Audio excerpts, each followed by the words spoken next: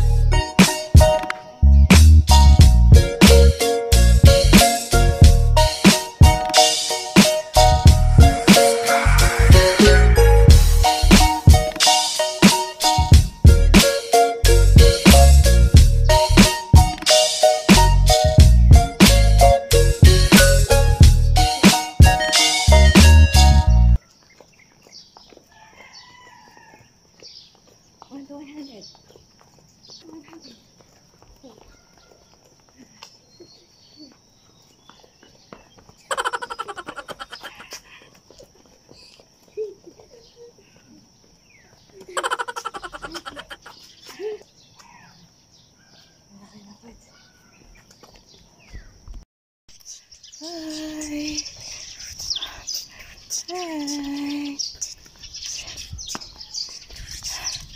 Good morning. Let's go jogging and be healthy. Jogging. Jogging. Jogging. Jogging. And then swing. Jogging. Ate. Good job, Ate.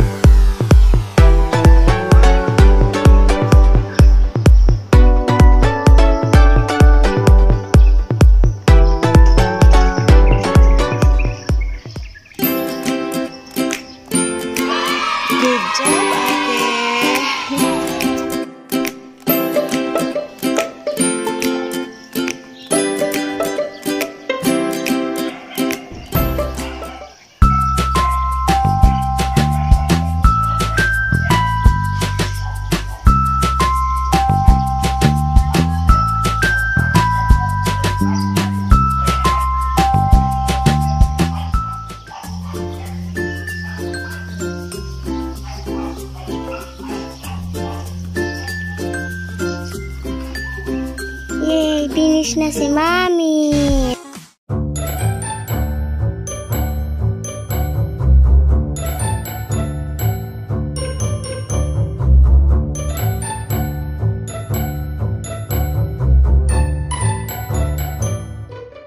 It's a cold-blooded love. It's a cold-blooded love. Let's just break each other's hearts. It's a cold-blooded love.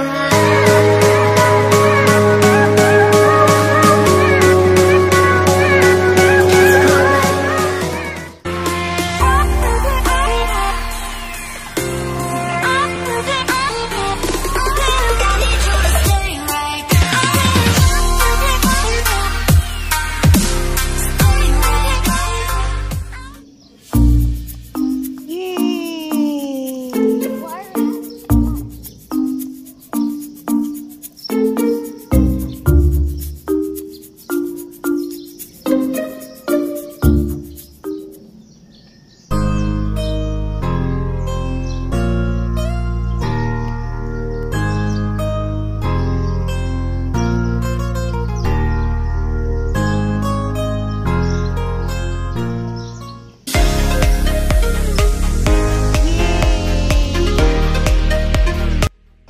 Good morning guys! So tapos na kami mag-jogging ni ate and sobrang hirap lumabas dito sa village namin ngayon. So kahit dito sa village namin, hindi lang dun sa highway, dun sa pinakakanto, hindi lang may checkpoint, pati dito sa village namin, which is very nice kasi dapat naman talaga ganun kahit walang virus or walang mga ganyan-ganyan, kailangan talaga very strict. So, ang hirap din lumabas. Kagabi, tinry namin pumunta sa 7-Eleven kasi nag-crave ako sa ice cream tsaka sa donut. So, nahirapan kami kasi talagang dyan pa lang sa gate ng village namin, checkpoint na agad. Yun, chinecheck ng guard. So, ako lang, si sister tsaka si daddy ang nakalabas. Di na pwede magsama ng iba. Chinek na nung security guard ng village namin. And, sarado lahat ng mga windows ng sasakyan kailangan kasi hindi nga pwede magsama pa ng iba. Hindi pwedeng maraming nasa loob ng sasakyan. So, ayun, nakabili naman ako. And then, yung 24 hours na 7-Eleven dito sa bahay, dito sa, namin, sa location namin sa Bulacan, hindi na sila 24 hours kasi bawal na, kaya maaga na rin sila nagsasara. Yun. And today, tatry kong pumunta sa Palawan kasi nagpadala yung lola ng mga babies ko. Yung lola nila nasa Australia, kapatid ng mother-in-law ko. So, every month, nagpapadala yun ng allowance sa mga bata, sa mga apo niya dito. Hindi pwedeng masend sa BPI kasi pinapadala niya dito sa Philippines, and then yung humahawak si Ate Let, yon yung pinsan ng husband ko, yun ang humahawak ng money ng lola nila dito sa Philippines, ng bank. Siya lang yung nakakapag-withdraw doon. So, hindi madiretso ni Ate Let sa bangko namin kasi kailangan niya pang travel from dun sa location niya hanggang dun sa siguro an hour pa. So, hindi kakayanin kasi nga dahil nga mahirap yung pag-commute because of the COVID-19. Kaya, ang pinakamalapit na sending is, yun, Palawan Express. So, which is meron naman dito malapit dito sa location namin. So, madali lang din sa akin makuha. Kaya lang, yun nga, may mga checkpoints tayong pagdadaanan. So, try natin kung makakalabas tayo later. Kasi, yung labas ko kagabi mas maluwag dahil gabi. Pero, this morning, tingnan natin, check natin. Alright, guys, para makuha yung mga allowance ng mga bata. And then, tingnan natin kung grocery tayo ng konti, pandagdag. Okay? So, I'll catch you later, guys!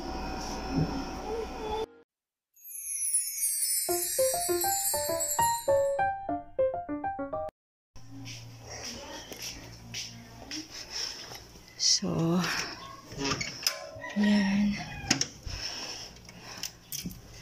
Magla-lockdown na daw.